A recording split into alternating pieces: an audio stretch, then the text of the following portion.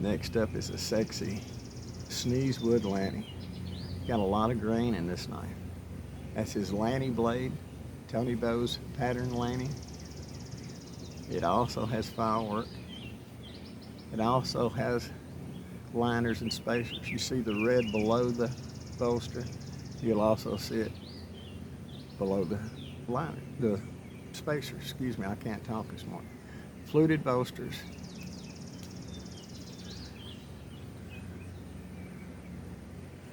You're flushing all three,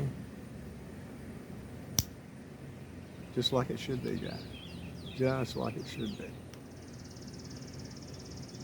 Got dead on alignment, ready to go. This one is also 450. It's 3 3/4 closed. The Congress was 4.